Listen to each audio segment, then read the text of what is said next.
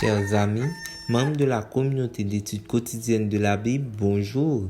Quel plaisir de vous saluer en ce lundi 18 mars 2024 pour continuer à partager avec vous la méditation quotidienne pour adultes tirée du livre Dieu est ainsi, portrait de la grâce et de l'amour divin, écrit par Roberto Herrera. La méditation du jour a pour titre Le Dieu qui aime inconditionnellement.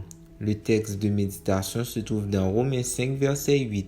Mais en ceci, Dieu prouve son amour envers nous. Lorsque nous étions encore pécheurs, Christ est mort pour nous.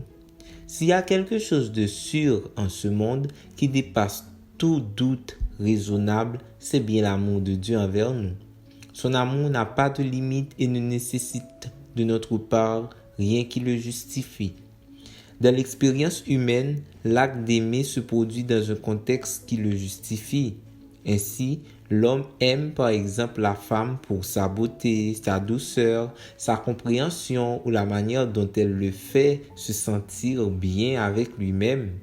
La femme aime l'homme parce qu'il la valorise, la protège, la réconforte ou parce qu'il lui dit ce qu'elle a besoin d'entendre. Les parents aiment leurs enfants parce qu'ils les remplissent de joie, parce qu'ils sont obéissants ou parce qu'ils les font se sentir épanouis. Les enfants aiment leurs parents parce qu'ils leur procurent la sécurité et tout ce dont ils ont besoin. Dans toute expression humaine de l'amour, il y a une justification, mais l'amour de Dieu rompt avec ce modèle. Ce que l'amour de Dieu a pour nous d'inexplicable, c'est qu'il se manifeste dans un contexte qui n'a pas de justification, nous laissant ainsi perplexes et incapables de comprendre pourquoi il nous aime tant. Paul lui-même reconnaît qu'un individu pourrait décider de mourir pour une personne juste, mais pas de donner sa vie pour quelqu'un de mauvais, qui a fait du mal et qui mérite de mourir, ni de le justifier. Eh bien, c'est précisément l'amour envers nous que Dieu nous a montré. Il ne nous a pas traités avec sympathie parce que nous en étions dignes. Il n'a pas plaidé pour que nous soit accordée la seconde chance que nous méritions.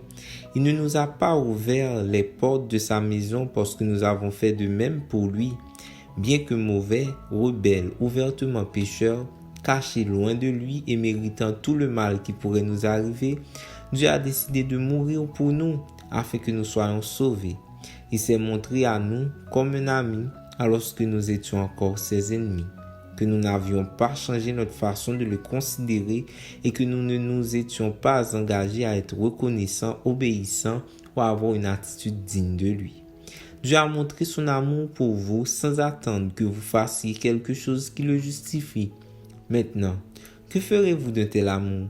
Chercherez-vous encore en Dieu et les autres des raisons pour justifier votre amour ou l'aimerez-vous autant que votre prochain? Merci d'avoir suivi cette méditation. Nous vous souhaitons de passer une très bonne journée.